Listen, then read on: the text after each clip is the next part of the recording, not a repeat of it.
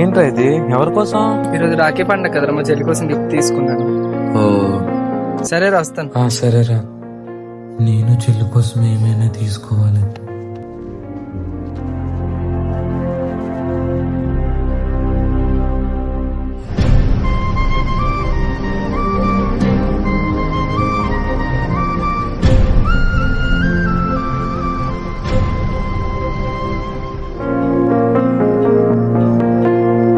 అన్నా, ఇక్కడ పని ఏమైనా దొరుకుతుందా?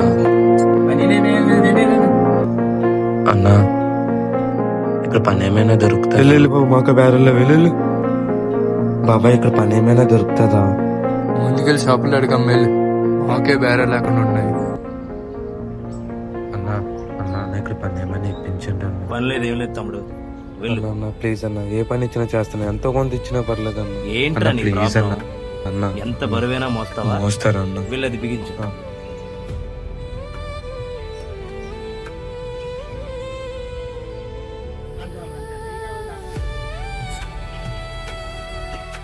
రే తమ్ముడు, అయిపోయిందా?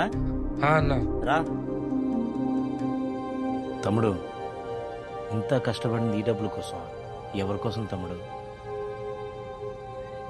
నా చెల్లెల కోసం అన్నా. సరే వెళ్ళు.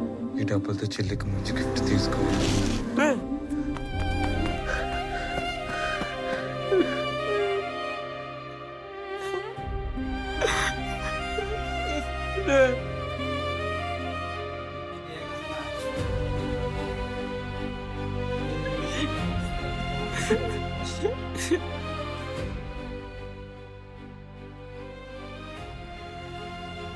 అన్నయ్య,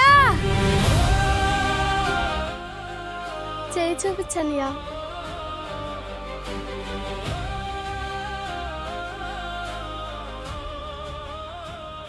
సారీరా చెల్లి, పెద్దగా నీకేమీ ఇవ్వలేకపోతుంది. నా గిఫ్ట్ లేదన్నయ్య.